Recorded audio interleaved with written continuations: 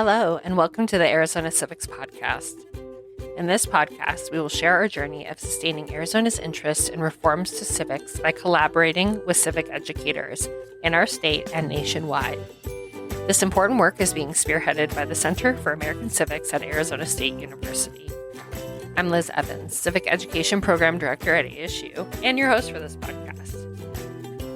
I will interview teachers, content experts, and civic education leaders throughout our episodes, providing valuable insights and perspectives.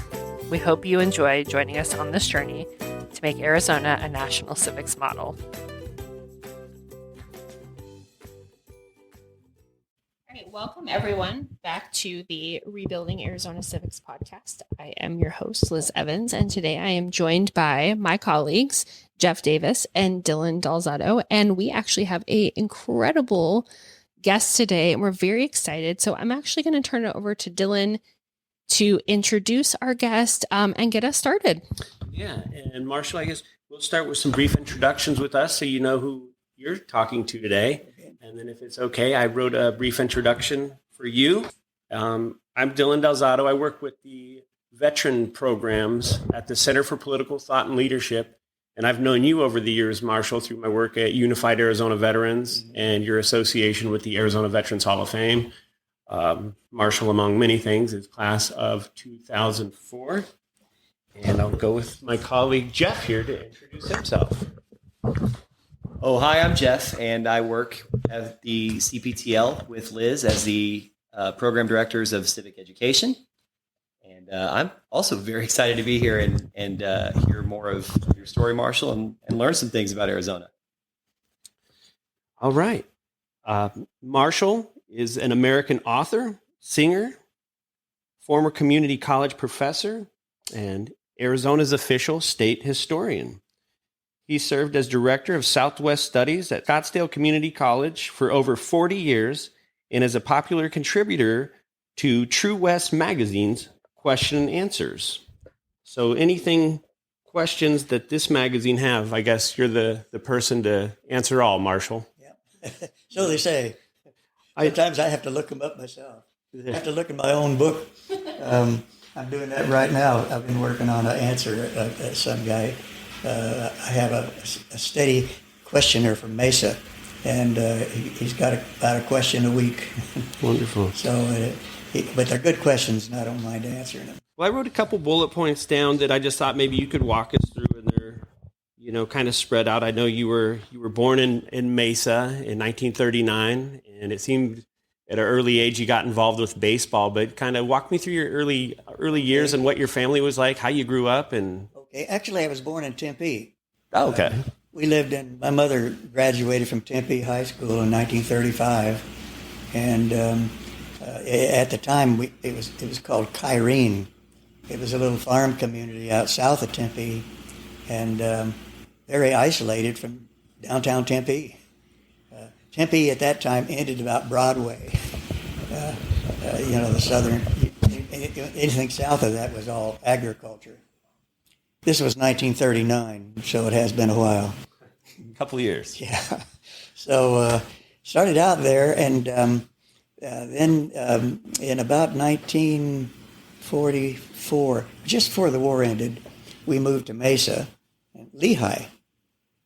So I went to Lehigh School for the first grade, and then began the moving around. My second year, I was in Colorado, and my third year, I was at West Phoenix, Alhambra, and going to Alhambra grade school. And then by the time I got to, I figured I was in 5 schools by the time I was in the 4th grade. So I was we were pretty mobile, and Dad hired out for the railroad then. Santa Fe Railroad, and we moved to the little town of Ash Fork. And Ash Fork was up on Route 66, and it was interesting because this was Route 66 in 1946. So, Route 66 was, it was just a 2-lane road, and and it was I saw, I guess it was the heyday because the war was over. You could get gas again for your vehicle and you could travel, and or you could always go by train because the trains coming through there all day long, and troop trains were coming through all the time too, and box trains, flatbeds with tanks and artillery on them. We were used to seeing it all. Then Korea came almost immediately, and so. But I was really grateful that I kind of saw history in the making at Route 66 because in 1955 Eisenhower put in that interstate system that he had learned about in Germany because the Germans had such an efficient interstate highway system. So do you think it was that boom of kind of really seeing the action taking place, Route 66 being built, was kind of a catalyst for you to be interested in history, or did it take place before then or after then, or like when did you think, wow, this is really my thing? History was all around us with the war. I knew the war history. I knew the war heroes, Joe Foss and John Basilone, especially the Marines. And I had a cousin who was killed in the South Pacific in the Marines, and my uncle was killed in New Guinea. So, but I just, history always just attracted me. There was something that attracted me, and it's too bad it took me so long to realize it because all I could think about were later girls. That came with high school. Always happens. Yeah. But baseball, that was all there was to do in Ashford. And we had no television, no phones, nothing to distract us. We just played baseball whenever we had it, and basketball in the winter. And so, but we didn't have a large enough school to play football, so never got a chance to have that opportunity. If you look at the helmets they were wearing back then, I probably still have all my teeth, and my nose hasn't been broken but once or twice. When I saw the baseball key point, that was a semi-pro baseball league. Is that correct that you played with? You played with a couple of them? That was after we moved back. Well, I played it up in northern Arizona, and we just called them town teams, but they were usually post-high school years until you were probably 25. It was just a natural thing to do because these towns all along Route 66 and the Verde Valley, they all had men's teams. And you never see that anymore. And then when we moved back here, by the way, I always enjoyed that because after high school sports, there was a lot of discipline with the coaches and all the schools and everything. And I'd go, as soon as the high school baseball season was over, I would go down and sign up for the men's team. And some of those guys were pretty good ball players along there because that's, again, they didn't stop after high school. They kept playing. Right. And a lot of the Mormon teams are really good because they were just, those guys ran us to death in basketball and they were just so athletic. Right. And so, but made a lot of good friends there during those years. And then my senior year of high school, the Santa Fe Railroad bypassed Ash Fork, Horace, my town. The trains didn't come rolling through there day and night now. And they'd gone to diesels and never did think diesels were very exciting as those steam engines, those rolling steam engines. And so, but Dad, the work dried up in Ash Fork, and he was on a district called the Peavine. And it was because the canyons between Phoenix, or Prescott, I should say, between Prescott and Ash Fork were just twisting and winding and switchbacks and lazy loops. And so they called it a Peavine because when they first built it in 1895, it was to link Phoenix with the mainline railroad. And to this day, it's still Phoenix's only link with the mainline railroad. So we were always proud of that because nobody recognized us for that. And also, there was no Interstate 17 then. So the main highway was Highway 89 from Phoenix to Wickenburg to Prescott to Ash Fork. And that's all changed now. But those were that's what I grew up with. And then when I was 16, we moved back down. We can edit anything out, so Okay. we don't have to worry about that. These are no call.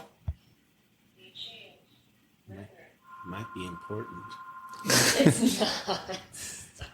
When it stops ringing, though, I do have a thought, though, with the railroads. Or I just go now. We'll just wait. Till Okay, when it does. I did have a thought of that. And then maybe you two can correct me. He can correct you. I won't be the one correcting you. I'll tell you that right now, Dylan. No, if it sounds really bad, then just say that's just wrong, Dylan. But when you mentioned the push of diesel trucks kind of taking over for the railroad system, I think, when I was a student, you looked at the United States map as a whole, and it looked like a spider web of railroad, industry, and that just soon kind of disappeared. Yeah. And then there was maybe 5 or 6 of them that, as you mentioned, kind of crisscross the United States, but the diesel truck kind of took over, and that was the 60s. Yeah. And the railroad system just kind of...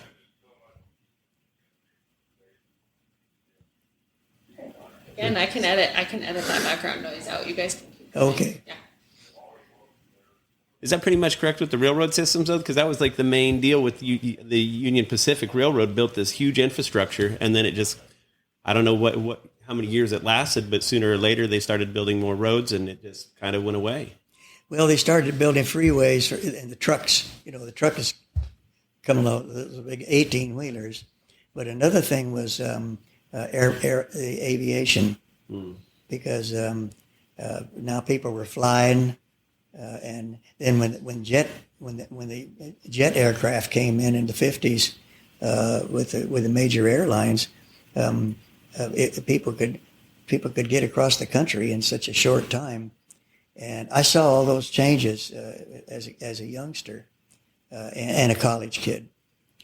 And you dropped out of college in 1957 to join the Marine Corps. Yeah. Will you talk us through that?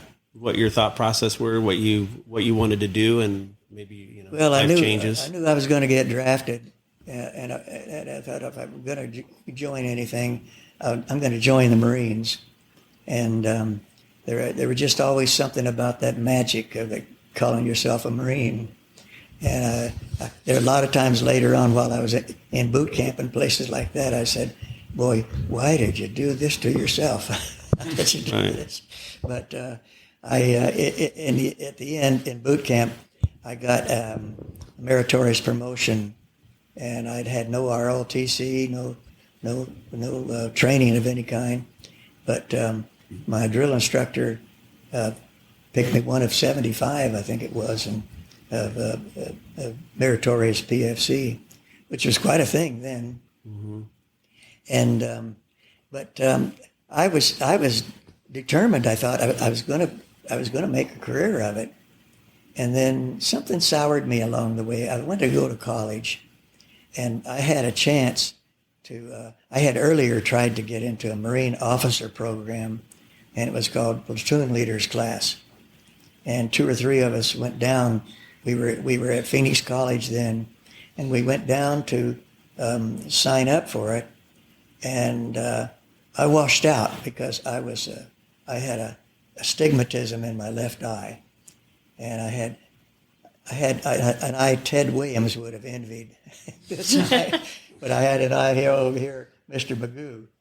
And so there was I thought I want to be an officer, and so and remind me to tell you the story of how that changed many years later, when I was in my 70s, I think. But I had I just thought I don't want to be I want to be a leader, an officer, and so I found out that I was never going to happen because in the Marines, but I didn't know much about history then, because in 10 years later, Vietnam, and a Marine officer told me, said, if you came along now, we'd grab you in 10 seconds. And but they didn't have any use for me. This was just after Korea, and they didn't have any use for me in 1957. and or 56 it was actually. And so I thought, well, maybe I can get into an officer in another way, into officer candidate school of some kind, and maybe through ROTC or something like that, and they won't be so particular about the eyesight. Oh, in fact, I cheated on the first exam. They said cover Trimble. I was in this recruiting service down in downtown Phoenix, and this guy said, "Okay, cover your left eye." So I covered my left eye like that, and I covered my left eye, and I read the chart right down almost to the bottom, and then he said, "Okay, now cover the other eye," and I went like that. Just a quick hand slick.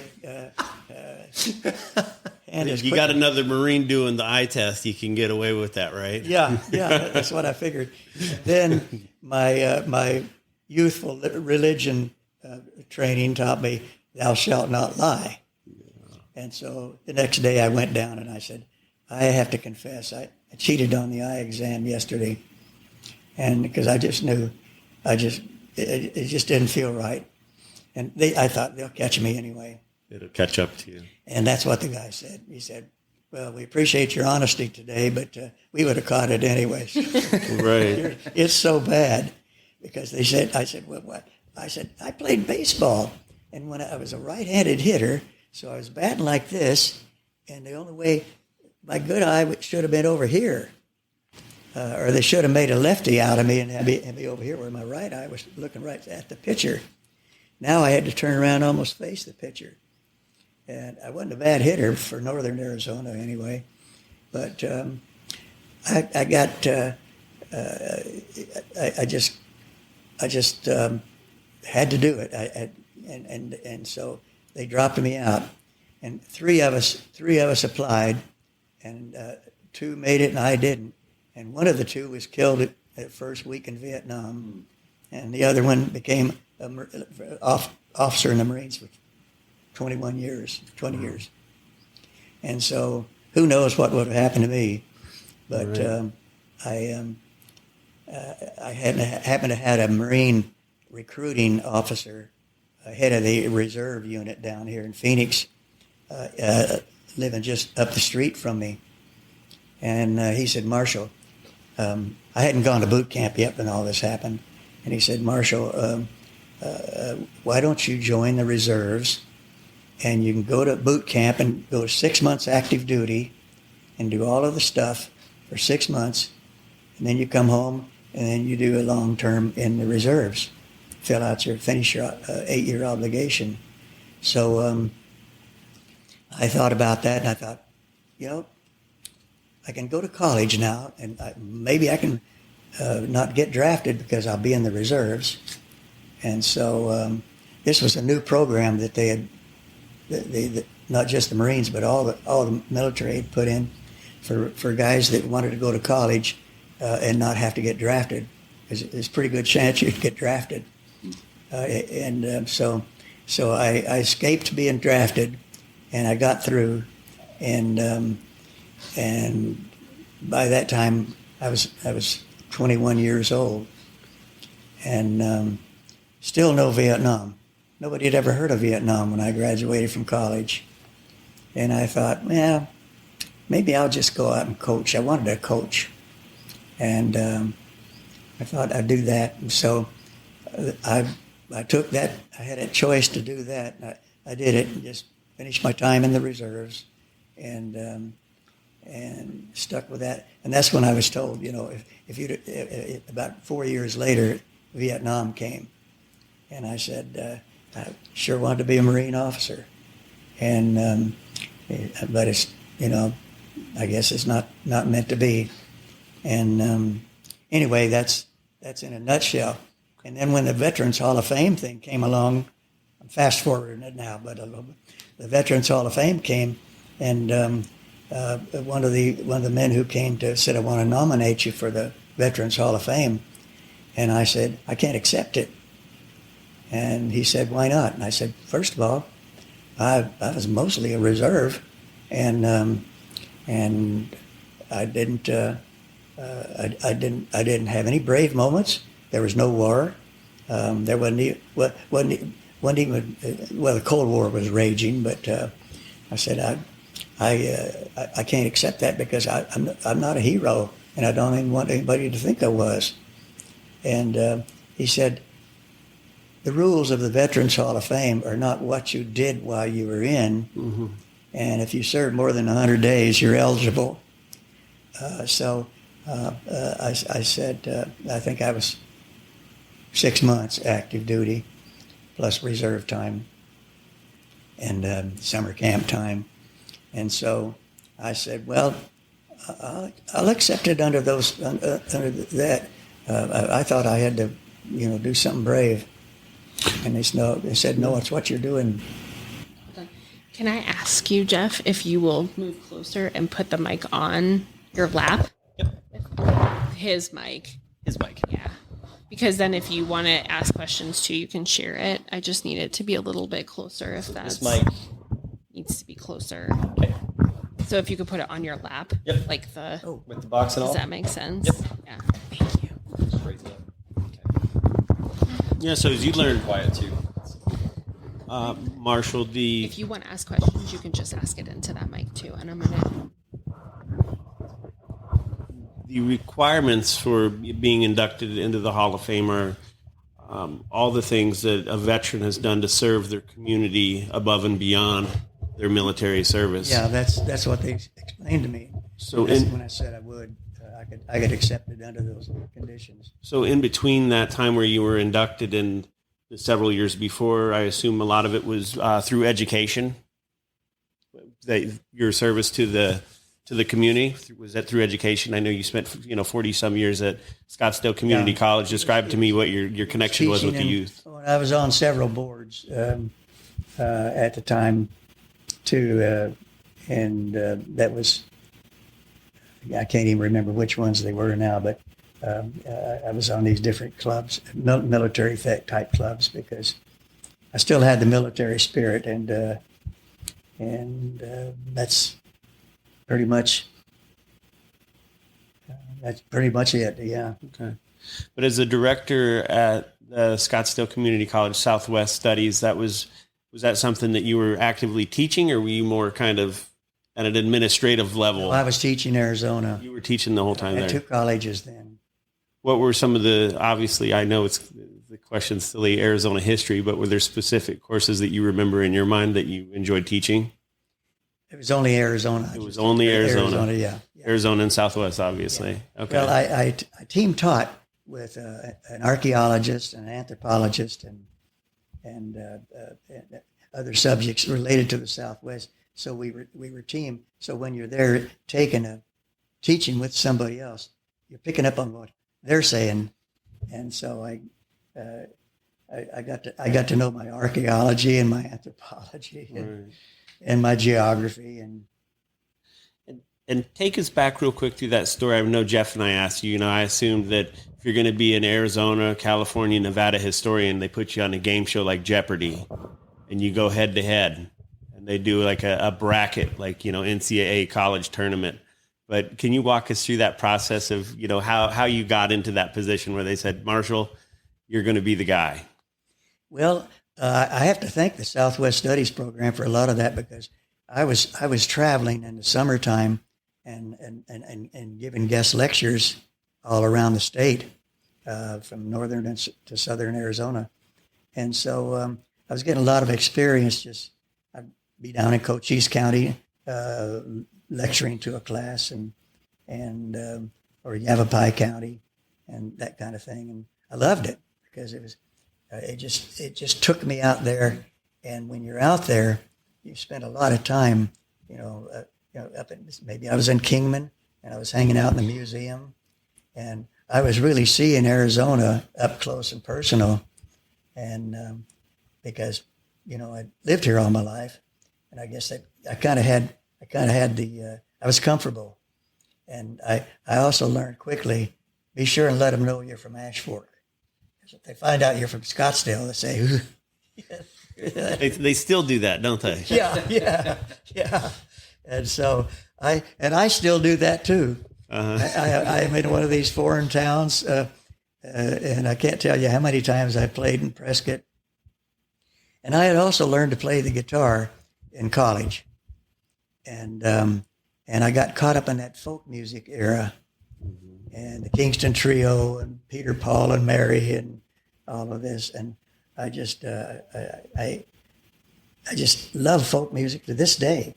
I'm an old folkie, and so I took my guitar along, and that was what really, I forgot to mention that earlier. It's important to, and that is when I started teaching at Coronado, I was teaching American history at first, just for the first year or two, and I was struggling with it because, first of all, I hadn't majored in history. I just minored in history because I liked it. But my major was physical education. I thought I wanted to be a coach. And after about 2 years of teaching PE, I thought, you know what, this is not what I want to do. So he gave up on that, and he decided he rented a building in Bisbee, there around Brewery Gulch. And he opened it, and he called it the One Book Bookstore. Everyone wanted to carry one book in there, my book. And that way I'll get all the money for it, and I won't have to pay a bookstore. I just love that independent Arizona spirit. And that is so Arizona. It's one of the most Arizona stories I know. That is amazing. Character. And, there's more. Okay.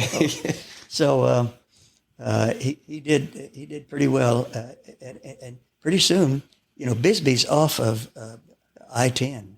So with the old US 80 used to run down through Bisbee, loop down there. But with the freeway came, it bypassed Bisbee. And so, but people heard about that One Book Bookstore. People, first of all, they started talking about it in Tucson. And then in Tucson, the word reached Phoenix. And I drove all the way down to Bisbee to get a copy of it. I've still got it here somewhere, one of these books. Me and Henry, it's called. And his younger brother was Henry. So it was me and Henry, the things we did in Bisbee when we were kids. And it was just a good old folksy Tom Sawyer type book. And so I was telling a story once to my college students, and a fellow raised his hand and he said, I was just in Bisbee last week, and you know what? He's got a second book out now. And he got a second store, and he called it the Second Book Bookstore. And then Johnny Carson heard about him, and they still play him sometimes on the old Johnny Carsons, and David Letterman too. Both of them interviewed Walter Swan. He told these stories about me and Henry, and but especially about the book. So anyhow, it's still one of my favorite Arizona stories. Just that the people, let's see, I've got another one. My favorites just come and go because, and another becomes my favorite, but there's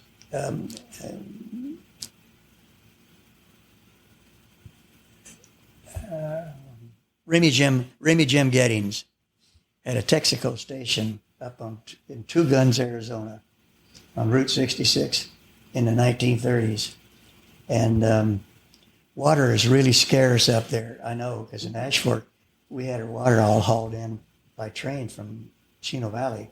We didn't even have a well till the 1970s. Wow! And they had to dig 3,000 feet to get to water. So we got a well now, but boy, it was an expensive venture.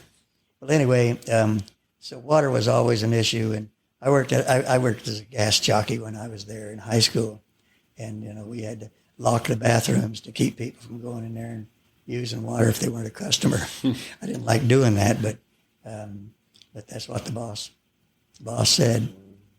And so he decided he would. He had outhouses because they didn't have any water either. So, well, it's like Ash Fork had almost all outhouses. Everybody had an outhouse, it seemed like. And so he was built an outhouse, and he thought, well, people would complain. The women were complaining, especially the tourists from California. I'm not going to go in there and use an outhouse. So he thought, I'll build a bigger house with another seat there where you can have somebody else to talk with. So he was a cowboy. He was a Texas cowboy, and That's great. yes. So but Remy Jim did that, and then people would start cussing him out. Women would go in there, and there's another woman sitting there, and she'd come out cussing at him, and so he thought, well, I'll fix them. So he didn't do it for all women, but he put a microphone down in there, or a sound system, down in there, inside one of the holes. And when a woman complained about having to use it, he only did it for the women who complained. And he would wait till she got in there and had time to get seated comfortably, and then he would turn on the microphone and it would say, "Excuse me, ma'am, but I'm under here. I'm trying to paint under here. Would you mind moving to the other hole?" Oh my God. And this is typical Route 66 stuff. That's great. He became famous. He became famous, and so. But if I had my list of stuff, I could point out others. There's just a variety of anecdotes that, if it's the end of the evening and you want to have them go home with a laugh, and I would also do cowboy poetry. I would recite a cowboy poem for them, like this one was written by my friend. It was called. I have to think about it. It'll pop into my head here.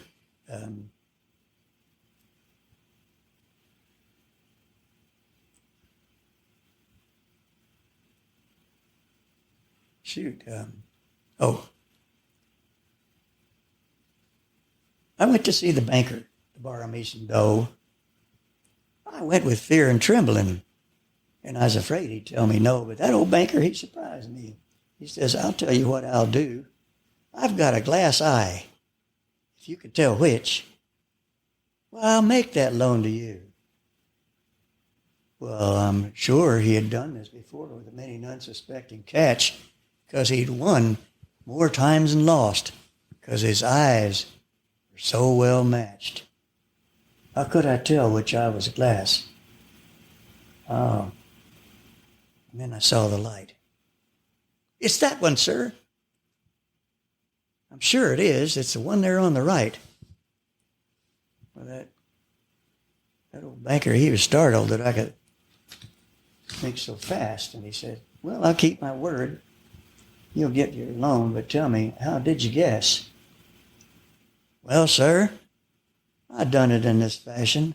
That one there on the right, the glass eye, it has just a glimmer of compassion." That's a good one. I spun that for, I was speaking to a group of bankers one time because I thought, I just see if they got a sense of humor. Almost everyone in that audience, it was a convention thing I was speaking at, and almost everyone in that audience came up and said, "Marshall, would you let me write down the words? Let me write down the words of that poem. I want to tell it to my colleagues." That is. And I thought, bankers do have sense of humor. Well, sticking with the Speaking, poem theme, no, I just want to, I don't have any further questions, but I want to thank you on behalf of all of us for your time. And when we had spoke on the phone last night, you agreed, and if you still do, I think it would be great if you would lead us out with "Ragged Old Flag." I'd love to. Oh, wonderful! That's one of my favorites. Yeah. Thank you, Mark. Yeah, this all started. No, actually, it started for me years ago. It was written by Johnny Cash in 1970, and so I had to add a few more lines to it because history history goes on. Time marches on. In 1970, lots happened since. So but just this past summer, I saw one of these, I don't know what you call it. They have acronyms for them, but she was saying the American flag no longer has any relevance to this country. And I thought, what? I still bleed red, white, and blue. I thought, what is she saying? And she said, it's lost all purpose. It doesn't mean anything anymore. And we should get a new flag with a variety of colors. And it made me think of, it made me, now when I go to the Veterans Hall of Fame to do it, I always use that to introduce it, what she said about our flag. And but that was so that's now my prelude to doing Ragged Old Flag. I was walking, I'd have put my hat on. Yeah. Well, you're not filming it, so. I'll be We're gonna get this on Full of video. this. That's it, yeah. I was gonna say I haven't seen you do it without the hat.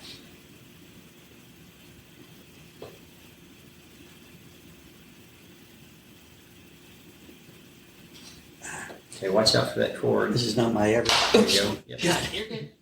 This is not my everyday hat. It's out in the truck, but.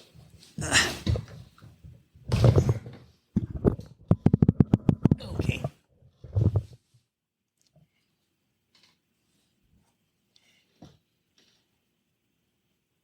I don't have my harmonica.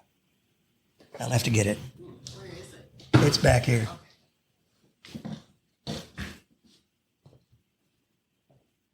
Don't mess up the words.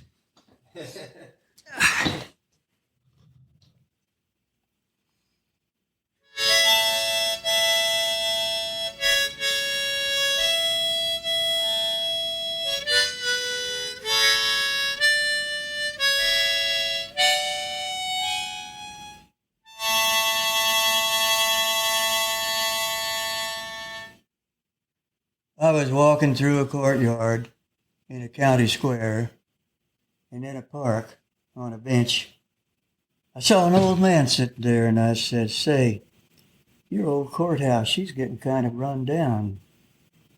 He said, "Oh, it'll do all right for our little town." I said, "Well, that's a skinny old flagpole you got there.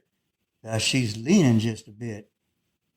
And that is a ragged old flag that you got hanging from it." He said, "Son, have a seat." So I sat down, and he said, "Is this the first time that you've come to visit our little town?" I said it was. He said, "Well, now, I don't like to brag, but you see, I'm kind of proud of that ragged old flag. Because you see, the hole in that flag there, that came when General Washington was carrying her across the Delaware. And she got those powder burns on the night that Francis Scott Key sat down and wrote the words, 'Oh, say, can you see?' She got that tear down in New Orleans where that British redcoat Pakenham and Andy Jackson was a-pulling at her seams. She was there in spirit with those brave defenders at the Alamo. And she was there a few weeks later with Sam Houston at San Jacinto. She got cut by a sword at Shiloh Hill. She got cut by another one at Chancellorsville. What with Robert E. Lee and Stonewall Jackson and Beauregard and Bragg, why, that old south wind blew mighty hard on that ragged old flag. But she reunited the nation, and she gave it a thrill when she rode with Teddy Roosevelt's Rough Riders up San Juan Hill. Then on Flanders Field in World War I, she took a direct hit from a Big Bertha gun. She turned bright red in World War II. Oh, she hung limp and weary by the time that one was through. But she went off again to Korea and Vietnam, Somalia, Bosnia, Kosovo, Serbia, Iraq, and Afghanistan. She went proudly wherever she was sent by her Uncle Sam. The Native American, the blacks, the browns, the yellows, and the whites, all shed blood red for those stars and stripes. But even in our own nation, she's been put to the test. She's been spat upon and burned and stomped on. But she's still getting a little threadbare and a little thin. But you know, she's in pretty good shape for the shape that she's in, because she's been through that fire before. And she can take all that and a whole lot more. That's why we raise her with our honor every morning and lower her with dignity at night. And we treat her with respect. And we always fold her up just right. You know, on second thought, I do like to brag. Because you see, I'm mighty proud of that ragged old flag.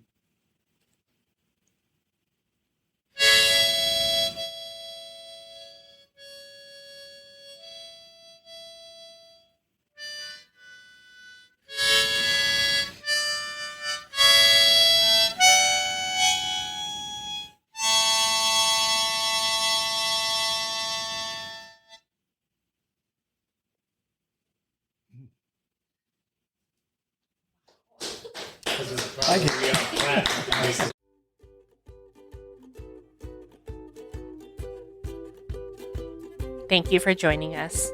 Just wanted to give a heads up that you can find the Center for American Civics on all social media channels as ASU Civics. We love connecting with our community and sharing our thoughts on the issues that matter to us. So if you're interested in our content or just want to say hi, don't hesitate to give us a follow. Plus, we always include any relevant links in our podcast show notes, so be sure to check those out too. Thanks for being a part of our journey.